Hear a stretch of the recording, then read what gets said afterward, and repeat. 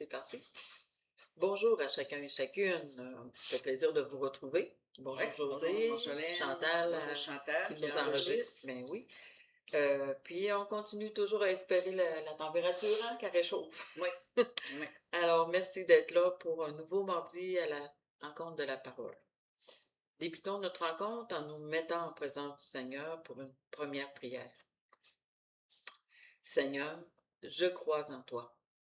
Je te supplie humblement de permettre à cette méditation de m'aider à comprendre que ta parole est ma lumière et ma force, la nourriture de mon âme, la source intarissable de ma vie spirituelle.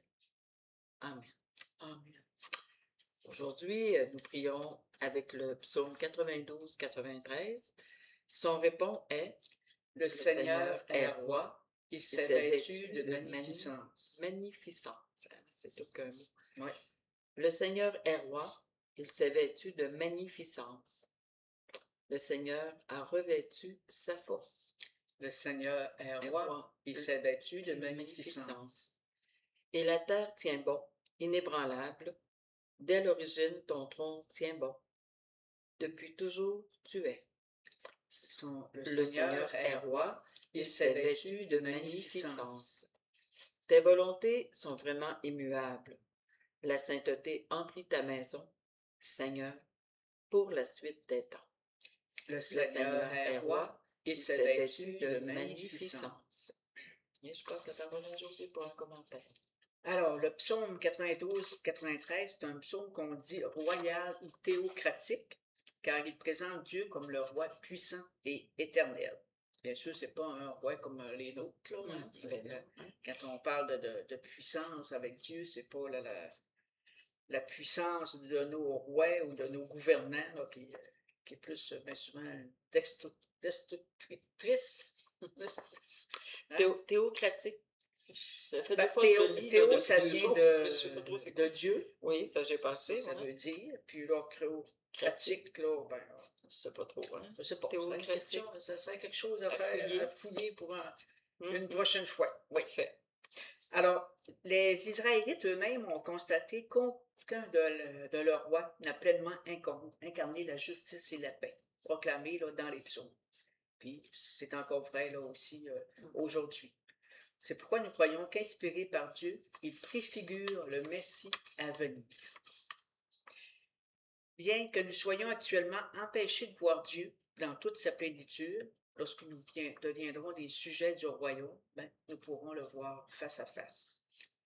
Jésus est venu en Galilée prêcher l'évangile du royaume,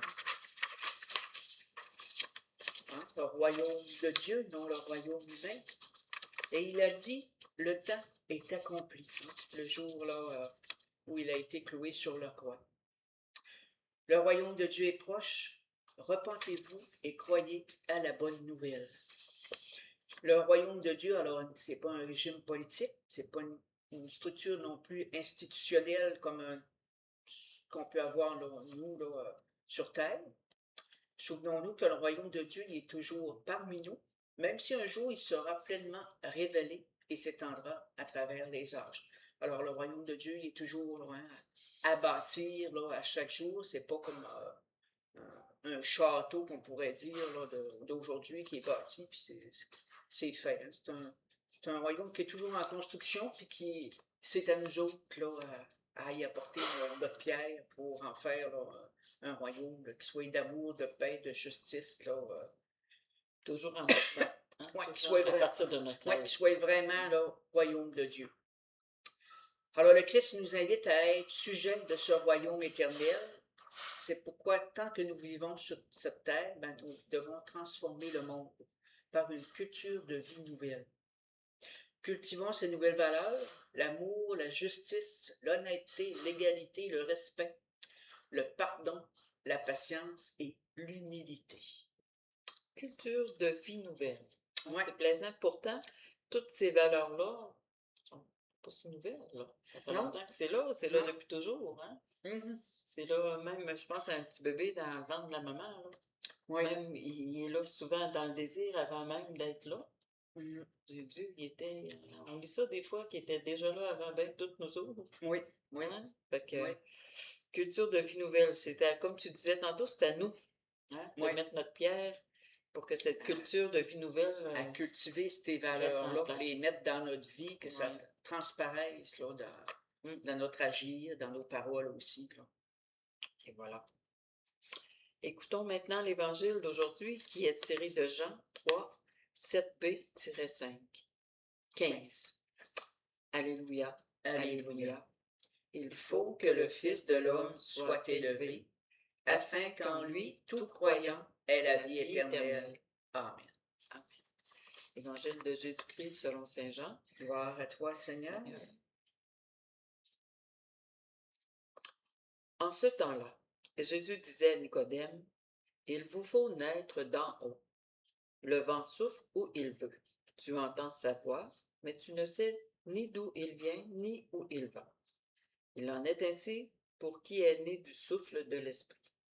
Nicodème reprit, comment cela peut-il se faire? Jésus lui répondit, tu es un maître qui enseigne Israël et tu ne connais pas ces choses-là? Amen, amen, je te le dis. Nous parlons de ce que nous savons. Nous témoignons de ce que nous avons vu. Et vous ne recevez pas notre témoignage. Si vous ne croyez pas lorsque je vous parle des choses de la terre, comment croirez-vous quand je vous parlerai des choses du ciel? Car nul n'est monté au ciel sinon celui qui est descendu du ciel, le Fils de l'homme. De même que le serpent de bronze fut élevé par Moïse dans le désert, ainsi faut-il que le Fils de l'homme soit élevé, afin qu'en lui tout homme croit ait la vie éternelle. Tout homme qui croit ait la vie éternelle. Acclamons la parole de Dieu. Louange à toi, Seigneur Jésus. Jésus. Alors, il y a deux aspects dans ce passage qui appellent particulièrement la réflexion. Le premier concerne une réalité que nous avons du mal à accepter comme mode de vie, naître de nouveau et se retrouver dans le monde comme à la merci du vent. Cette situation nous paraît difficile. Nous peinons à la comprendre ou peut-être refusons-nous de l'accepter. Elle semble nous dire que nous devrions avoir ni projet, ni obligation, ni quoi que ce soit qui nous occupe, car cela ne dépend pas de nous, mais de la volonté du Saint-Esprit. Il est très difficile pour quiconque d'accepter cela d'emblée. Nous serons toujours tentés d'imposer des conditions, nos conditions, d'ajouter des interprétations ou des explications, plutôt que de lire et de comprendre réellement le message. Est-ce la bonne approche? Ou bien refusons-nous de relever ce défi, car il exige une foi que nous ne possédons pas. Quelles sont les limites de cette proposition et pourquoi le Seigneur ne les précise pas? Ne sommes-nous pas en train d'édulcorer son témoignage, son message, et ce faisant, de finir par faire ce que nous voulons, ce qui nous semble juste, ce que nous pensons devoir faire selon notre propre jugement et nos propres projets? C'est vrai. Hein? Quand même, là, on essaie toujours, souvent en tout cas, de transformer le message pour qu'il réponde à ce que nous, on veut qu'il soit. Selon nos croyances, Ouais, c'est selon sûr. nos Hein, croyances. Mais tantôt, il disait la foi, est-ce qu'on sait, on ne sait pas à quel point la foi. C'est ça, hein, c'est toujours à découvrir la foi. Oui, oui. Toujours, toujours. On peut dire qu'on a foi en Dieu, puis qu'on a foi en quelqu'un, ou foi, mais c'est toujours en marche aussi. Oui. Hein, c'est tout le temps. On ne sait pas demain. Personne ne sait demain, c'est la Non. plus grande justice. Puis c'est ça, là, cette foi-là, finalement, qui est plus grande que nous, puis qui nous accompagne, nous aide dans ce qui arrivera demain. Ouais, Hein, dans les défis, dans les. Mais tu sais, c'est ça, on ne sait pas demain, mais on voudrait qu'il soit comme nous, on voudrait qu'il soit. Hein, qu'il réponde à nos désirs. Puis, Fait que c'est important de saisir que la foi, c'est toujours en marche. Oui. On ne la possède pas. Non, non, c'est bien vrai. Ouais. Pourtant, il est nécessaire d'accomplir la volonté de Dieu qui nous est révélée par le Saint-Esprit, sans que nous sachions comment ni où elle va nous mener. Cela exige de nous une vigilance constante et une ouverture à la guidance, hein, à se laisser guider, à l'image d'un voilier dont les voiles sont toujours déployées face au vent, à la différence près que nous devons par, nous laisser guider par l'Esprit Saint qui souffle et qui nous conduit là où il le souhaite, ce qui sera toujours là, bénéfique. Hein? Si on suivait rien que là, notre vent à nous autres, ben on voit des fois où ce que ça nous mène. Hein? C'est pas toujours sur le mieux. Tandis que l'Esprit Saint, c'est lui qui souffle, ben, il va toujours nous mener là où c'est le mieux pour nous autres. On s'en rend peut-être pas compte sur le moment. Oui, c'est ça, hein, mais quand on y repense après ça, ouais, c'est vrai, c'était la bonne direction qu'il fallait prendre. Puis des fois, prendre le temps, hein, parce que quand le vent se lève, les voiles, on les baisse. Hein? Quand le vent se lève, là, si on n'écoute pas, les voiles, il faut les baisser pour rester stable, tout ça. Des fois, retourner en prière, rester calme. Oui. Attendre, méditer la parole. Méditer la parole. C'est un peu comme quand on baisse les voiles. Oui. Hein? On vient à l'intérieur, on vient des petits moments calmes jusqu'à temps que la tempête passe. Je ne sais pas comment dire ça. Oui, ah ouais, c'est prendre un pas de recul. Hein? Ça veut dire un peu la même chose. Hein? Par conséquent, nous devons nous laisser guider avec confiance. Ce n'est pas nous qui tenons la barre, mais lui, l'Esprit Saint. Hein? C'est dit d'ailleurs dans la Bible, le vent souffle où il veut, tu entends sa voix, mais tu ne sais ni d'où il vient, ni où il va. Il en est ainsi pour qui est né du souffle de l'Esprit. Le deuxième aspect sur lequel nous devons réfléchir, c'est la nécessité sans cesse soulignée de croire, car c'est uniquement par la foi que nous serons sauvés. Puis c'est dit, hein, c'est pas par nos actes, pas par ce qu'on aura pu faire de bien, puis tout ça. C'est sûr que ça va sûrement contribuer un petit peu. Ouais, contribuer un peu, mais c'est est-ce qu'on croit en lui? Mais d'un autre côté, je trouve des fois, je suis comme un petit peu moins d'accord, dans le sens que ceux qui ne sont pas croyants, ceux qui ne connaissent pas Jésus, qui ne connaissent pas Dieu, mais qui ont l'amour dans leur vie, la générosité, le service, le pardon, tout ça, ils vivent tout ça. Hein, toutes les valeurs qu'on nommait tantôt, là, ils vivent tout ça. C'est pour ça que Dieu est tout ça. Là. Heureusement, j'ai comme l'impression que Dieu nous a sauvés par les valeurs. C'est pas, comme tu disais, pas tant par tout ce qu'on va faire en son nom. Il veut bien. Là. Mais quand les valeurs se font dans le sens du bien, ben le bien, c'est ça l'amour. Ouais. C'est ça qu'il veut en premier. Mais c'est sûr qu'une vraie foi, ça ne sera pas. Ça ne sera pas d'aller à la messe le dimanche matin. Là, ben, ça en fait partie. Mais ça juste pas de juste prier, ça. Ouais. C'est parce que ta foi, il faut qu'elle passe dans tes actions. Ouais. Sinon, c'est plus une foi cérébrale qui n'est pas descendue vraiment dans le cœur, il me semble. J'aime beaucoup prendre l'exemple des petits services. Peu importe le service, ouvrir une porte, appeler quelqu'un qui est malade. Les petits services, ça commence. Ouais. Puis plus ça se développe, plus on dirait que ça vient naturellement. Et tranquillement, on y va vers la seconde nature, là, qui est celle de Dieu, là, celle qui est en nous, qui nous a été donnée, il faut l'oublier. Moi, maintenant, ça me fait sourire quand j'arrive à ouvrir une porte ou à offrir un sourire, tout simplement. Oui. Dans ma tête, ça fait « Oh, le bon Dieu vient de passer ». Fait que, tu sais, je trouve ça le fun. Je m'amuse avec ça maintenant. Oui, ça me prend quelque chose, tu sais. Mais non, mais c'est ça. Hein, oui, ça commence par ça, là. Hein? C'est sûr qu'après, ça peut aller plus loin, mais il faut que ça commence par quelque chose de concret, par quelque chose de... Puis pour que ça continue de s'alimenter, ben ça prend la prière. Ça prend nos moments de ressourcement. Oui. Ça prend un groupe, ça prend... C'est ça. Hein, croire, c'est pas juste réciter le credo. Non. C'est pas juste être présent à l'église. C'est plus que ça. Alors, il s'agit de le démontrer par notre propre vie. Et le moyen d'y parvenir, ben, c'est de nous laisser guider avec confiance par la volonté de Dieu, telle qu'elle nous est révélée par le souffle du Saint-Esprit. C'est lui qui fixe le plan. Il nous dit quoi faire, aussi comment le faire, quand le faire et par qui. Si cela doit être vrai dans nos vies, alors nous pouvons avoir d'autres projets que ceux de Dieu, que nous ne comprenons pas toujours, ça c'est vrai, là, mais que nous devons néanmoins accepter avec foi, car nous sommes entre ses mains. Hein? Puis il est bien écrit dans la Bible, hein? Il n'y a pas un cheveu de notre tête qui va tomber sans sa permission. Quand j'ai écrit ça, je me faisais la réflexion et je trouve qu'il donne la permission un peu trop souvent parce qu'il me semble que...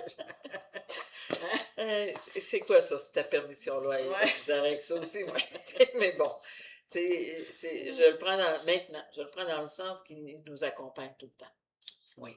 Puis tu l'as dit, on s'en va vers un troisième âge, qu'on le veuille ou pas, là, à quelque part. Mhm. Puis notre corps, ben, il nous le dit aussi, là, puis notre énergie, puis nos capacités. Ouais. Puis ben, il est encore là pour nous aider à accepter tout ça. C'est des petits deuils qu'il faut faire. Oui, Là, puis puis... il ne nous laissera pas se faire attaquer par le mal sans être là. Il est tout le temps là. Sans être là Hein? pour nous sauver, pour être là. On dit à un moment donné que l'Esprit Saint, c'est comme l'armure qu'on revêt, là, c'est notre bouclier, tout ça. Avancer Fait dans la que, confiance, cette ouais. fameuse confiance. Ouais. Hein? Mm. C'est seulement ainsi que nous pourrons affronter les événements de la vie quotidienne, quels qu'ils soient, avec une espérance véritable, en les accueillant avec le caractère et l'exemple que Jésus nous donne. Hein? Être miséricordieux et aimant en tout temps, au-delà de toute sympathie et même de toute émotion. Le défi est grand et exige de nous un apprentissage constant, une correction, la prière et une foi inébranlable. Alors, comme tantôt pour le royaume, hein, c'est pas quelque chose qui est acquis une fois pour toutes, c'est toujours là, à bâtir. Une foi renouvelée chaque jour, ce qui ne peut être que l'œuvre de l'Esprit Saint. C'est pourquoi nous devons demeurer unis à lui par une vie de prière et de réflexion constante aussi. Méditer de la parole, puis méditer les événements qu'on vit aussi, chercher où ce que Dieu est là-dedans, hein, c'est où que sa présence là, s'est fait sentir, etc. Ça fait que c'est quelque chose qui doit toujours là, être constant. Ouais. Ben, un peu ce qu'on voit dans les saints, j'en ai pas lu beaucoup, là, mais je lis la revue du Larouchette, là. Okay. Souvent, on a des commentaires comme ça. Puis un matin, j'en lisais un, je ne suis même pas capable de redire le nom de la sainte, là, mais en tout cas, tu sais, ce qu'elle nous disait, c'est qu'on a du mérite quand on reste dans la joie du Seigneur. Ouais. Peu importe les choses qui arrivent. Ça, c'est ça là, qui est difficile. Hein? Mais si on reste dans la prière ou on a comme une routine de. Ben, ça peut nous aider.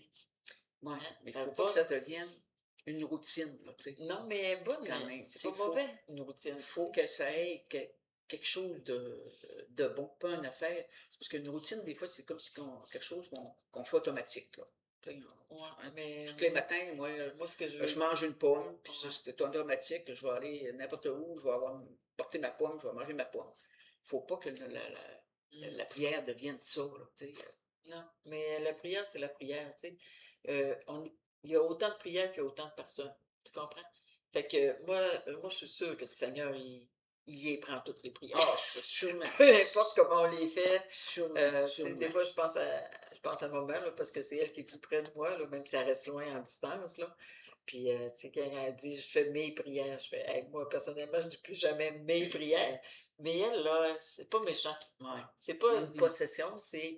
Elle a appris comme ça, puis elle le transmet comme ça. Fait que je peux arrêter de me battre avec ça. C'est correct. C'est prière. Mais j'ai fini par me dire que le bon Dieu, il nous prend comme on est. Il nous prend où on est. Puis son grand désir, c'est que, justement, c'est qu'il veut être avec nous, il veut nous accompagner, puis c'est ça qui est important. Hein? Le reste, ben, c'est à chacun, comme tu dis, de faire sa réflexion, puis d'ajuster, d'ordonner ces choses selon la d'être ouvert. D'être ouvert. Et voilà. C'est bien, hein? C'est plaisant. Déposons-nous maintenant dans la main de Dieu pour une dernière prière en commençant avec le Notre Père. Notre Père, qui es aux cieux, que ton nom soit sanctifié, que ton règne vienne, que ta volonté soit faite sur la terre comme au ciel. Donne-nous aujourd'hui notre pain de ce jour. Pardonne-nous nos offenses, comme nous pardonnons aussi à ceux qui nous ont offensés. Et ne nous laisse pas entrer en tentation, mais délivre-nous du mal. Amen. Seigneur Jésus, tu nous connais, tu sais que nous sommes, qui nous sommes, comment nous nous accrochons à nos habitudes, à nos structures et à nos coutumes, car nous nous y sentons en sécurité. Comme Nicodème, nous peinons à te comprendre, et comme lui, nous aspirons à la justice. Nous voulons te suivre. Répands ton esprit sur nous, renouvelle-nous, fais-nous naître de nouveau. Amen. Amen. Maintenant, on va se laisser sur notre chantème qui est Ta parole est présente. À bientôt. À bientôt.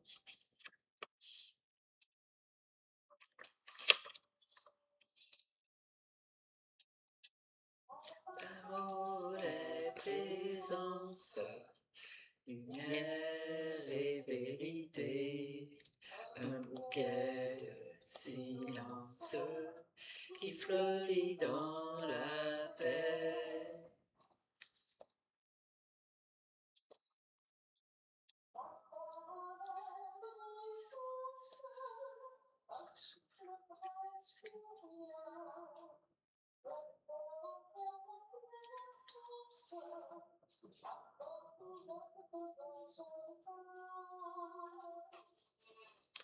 Ta parole est présence, lumière et vérité, un bouquet de silence qui fleurit dans la paix.